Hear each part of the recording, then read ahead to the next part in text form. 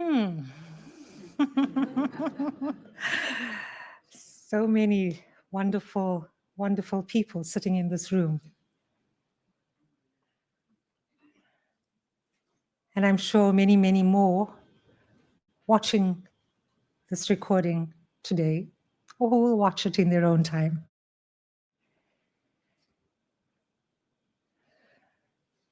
Thank you so much for inviting me to contribute this keynote to the Festival of Compassion.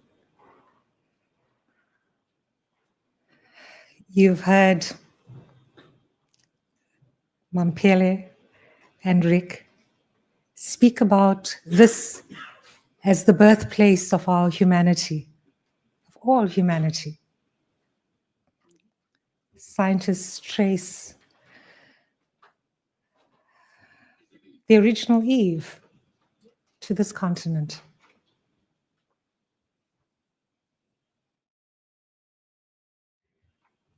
So I'd like to start by asking you to come on a little journey with me to that moment when we emerged as human beings. So I'd like you to sit comfortably. This is a festival after all. Take a deep breath into yourself.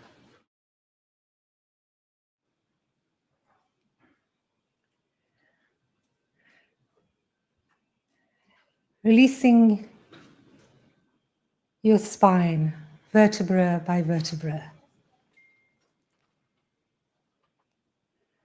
Grounding your feet on this earth who holds all of us.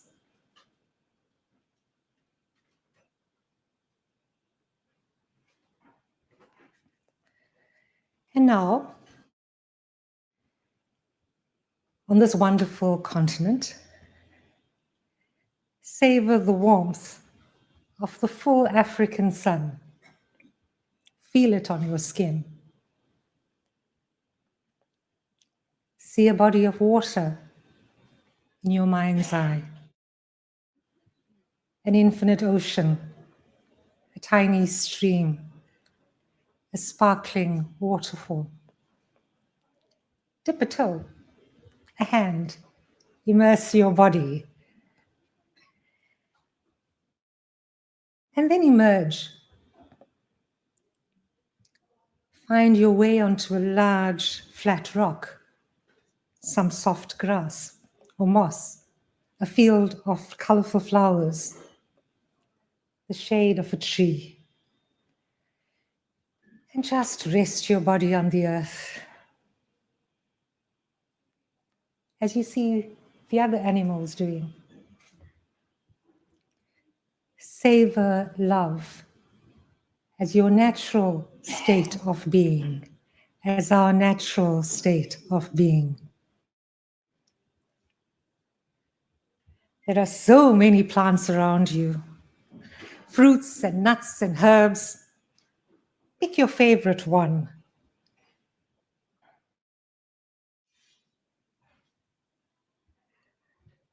To share and to eat together. Life in your birthplace is abundant. And you see that there is enough for everyone. Here, human beings take care of each other, valuing the gift of each one. The child reminding you of the freedom and joy of your child self. The elder reminding you of their wisdom despite their frailty.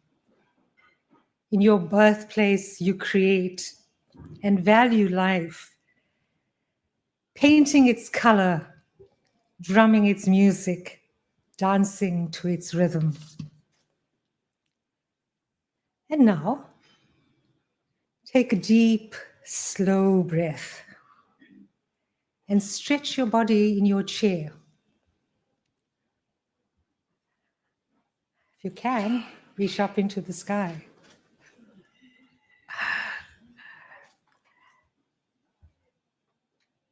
Wriggle your body in that chair and give yourself a little dance. Turn your head from side to side.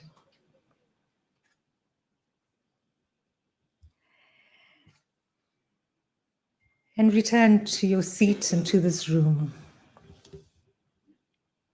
In this land between the mountain and the ocean, see the people around you, hear the sounds, see the sights and smells of this place right next to the harbor.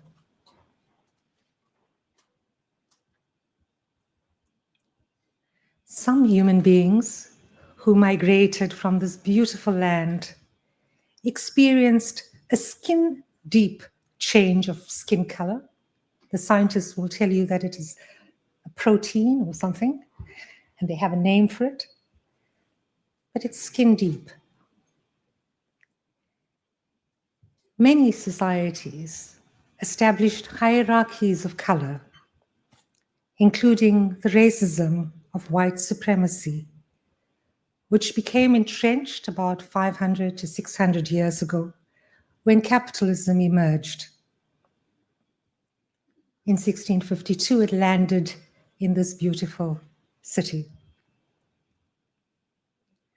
It was the Dutch East India Company that arrived on its way to profit from India and the East. And they brought slaves, kidnapped from India to Indonesia, from Madagascar to Mozambique, many other places.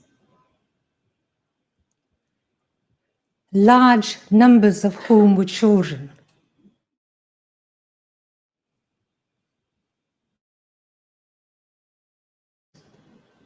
From across the seas, from places which had been decimated by tax, the tool of capitalism, hut tax, poll tax, land tax, that moved people off their land, that forced people off their land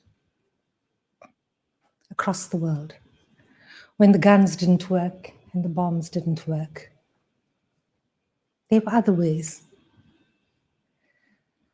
to dispossess people of their land and their homes.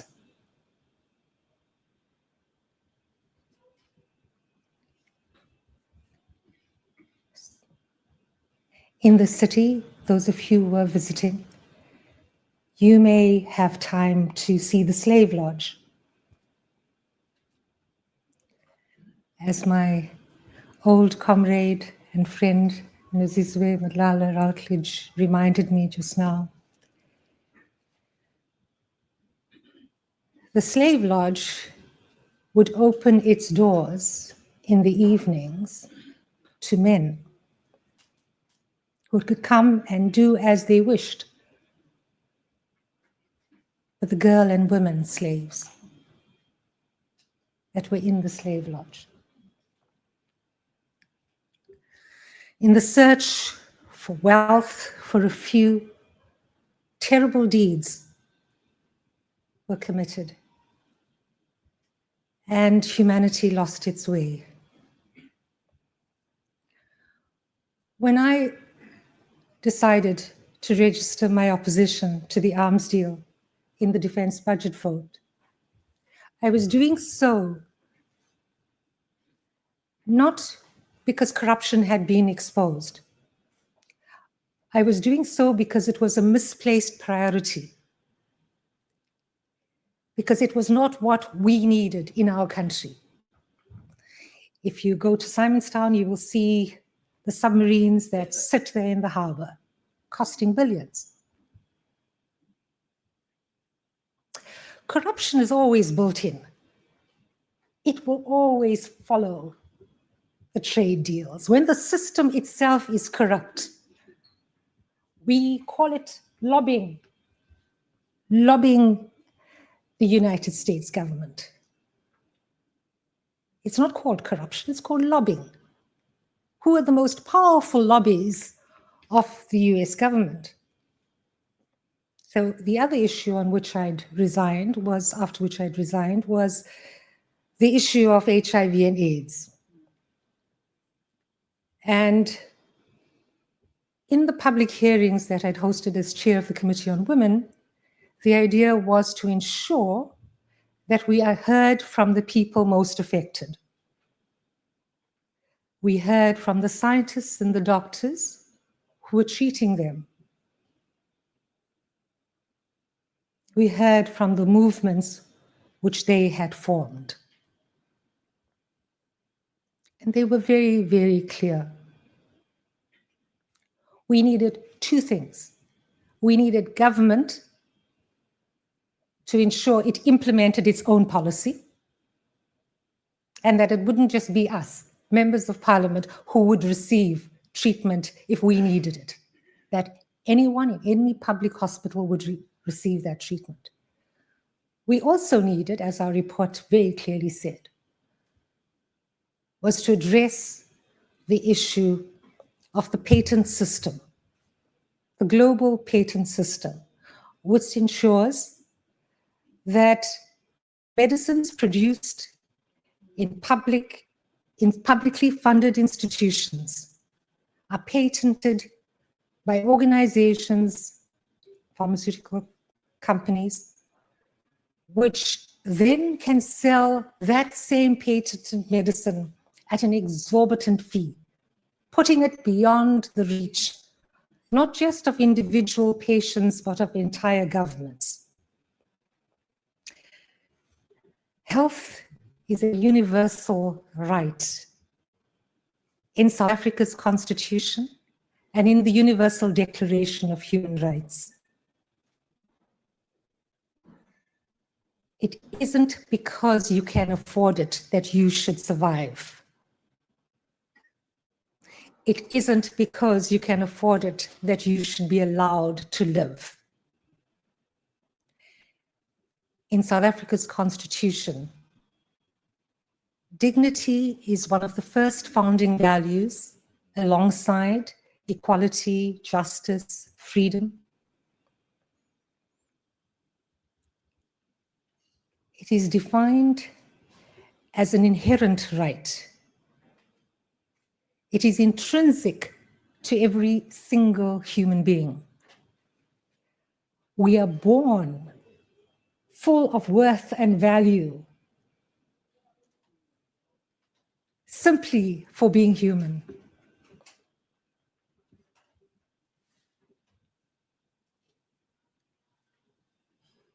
But a worldview which puts a price on life cannot appreciate that. Has traversed too far away from the purpose of life, so that we have to compete in a world of dog eats dog and survival of the fittest that is creating such high levels of depression and suicide amongst young people across the world, not just in our country.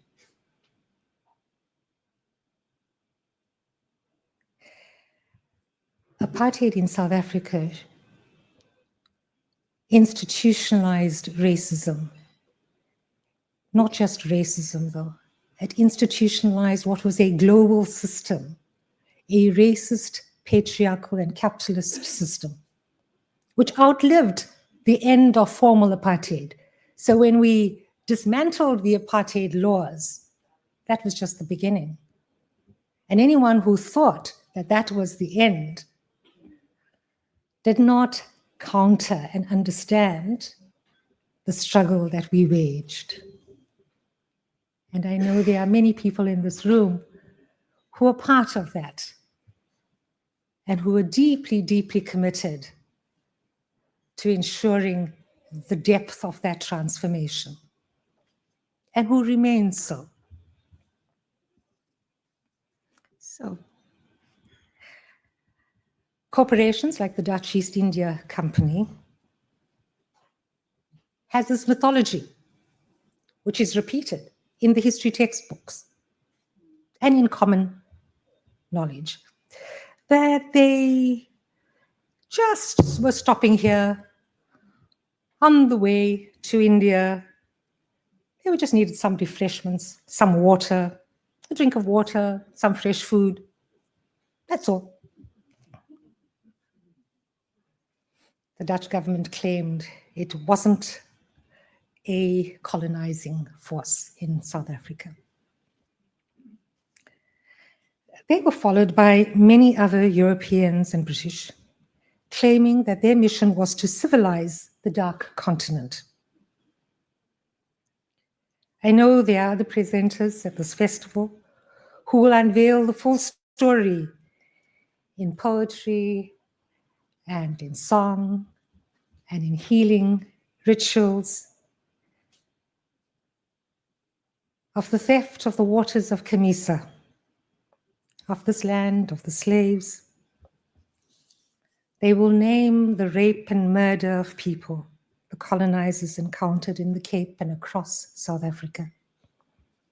They will share how colonization morphed into apartheid, institutionalizing what became known as the South African apartheid state, which legitimized in the law imprisoning, torturing, and killing the, and I quote, the dark peoples, as Prime Minister B.J. Foster described South Africans and Palestinians after being hosted in Israel in 1976, when apartheid forces were killing, beating, and imprisoning children opposed to apartheid education, intended to destroy. And if anybody doubts that, you can look up Vervoet, the architect of apartheid education, who is crystal clear about the intention of apartheid, as those who are committing genocide in Palestine have been crystal clear about their intentions. They have recorded themselves and live streamed it, from the Prime Minister to the soldiers to women preventing food from reaching, destroying food from reaching children. So intended to destroy the potential and the sense of self of human beings. Dignity in South Africa's constitution underpins every socio-economic, political, and cultural human right. It recognizes that human rights, like human beings, are indivisible. We're not fragmented into this part and that part of ourselves. We're whole human beings.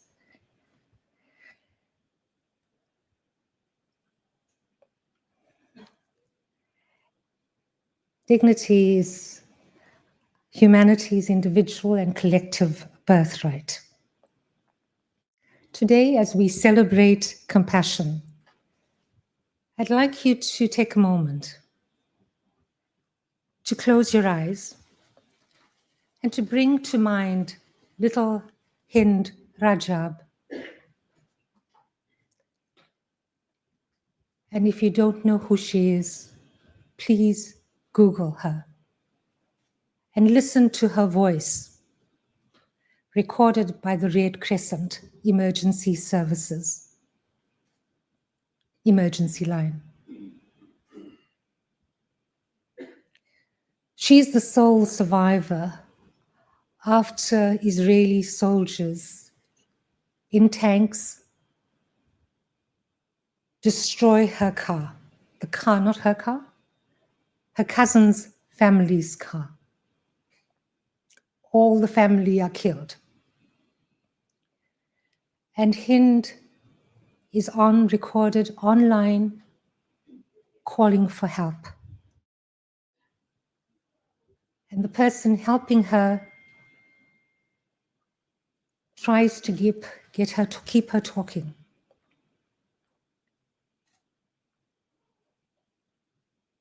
And there is deep compassion in the person listening to her and taking that call. Deep, deep compassion to get this little child to be brave, to feel brave in the midst of this. The emergency center informs the Israelis, because they have to do this, of the exact geographic location of the car before they send the ambulance with the paramedics to rescue Hind Raja. There is an accuracy with which the ambulance is hit. There is an accuracy with which Hind finally loses her life. As we contemplate courage, as we contemplate love, as we contemplate our humanity, the question that needs to be asked is, what is the power we have, and how do we use our power wherever we are? In our country, when we see injustice or inequality or suffering, in the Congo, in Sudan, in Palestine, across our world. And we connect the dots and we understand power. And we understand why it is that Rick talked about the spending on military spending, on the military. I think it's now, somebody needs to correct me, but it's is it 3 trillion? And I think it might even be a bit more than that. Trillions spent on arms. In World War II, at the end of World War II, the Allied forces dropped a nuclear bomb on Hiroshima and Nagasaki. They said it was to end the war. But we know the war had already ended. So why were they doing that? Israel says that they are doing this to protect themselves and to attack Hamas and to destroy Hamas.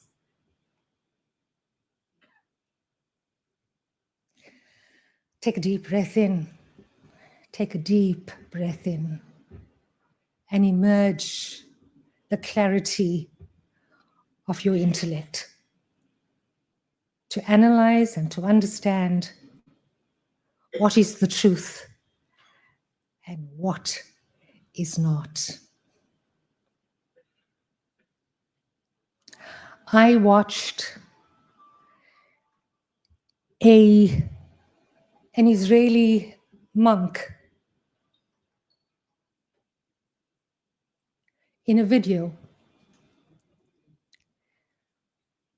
and I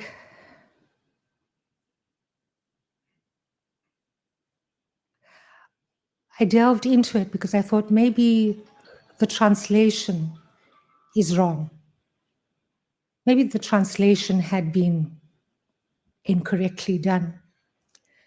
And there was someone from the same community who knew him, who then translated his words.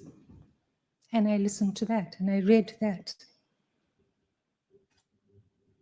And you need to listen to it and you need to read it as people who are practitioners of compassion.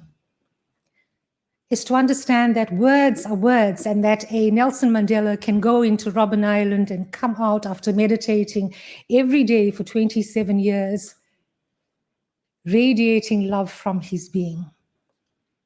And yes, he was a fallible human being. We don't want to deify or demonize anyone. He was just a fallible human being. But he looked in the mirror of himself every single day. Hitler went into solitary confinement. He came out with Mein Kampf. So there is nothing that is an automatic route forward. There are no clear frameworks, nothing written that can determine for absolute certainty that this is what compassion means, this is what love means. These are words we've become cynical of when we've heard them come from the mouths of people committing genocide across the world. I want to end with a quote from Stephen Bantu Biko, who said, "We are on a quest for true humanity. And somewhere on the distant horizon, we can see the glittering prize." Thank you so much.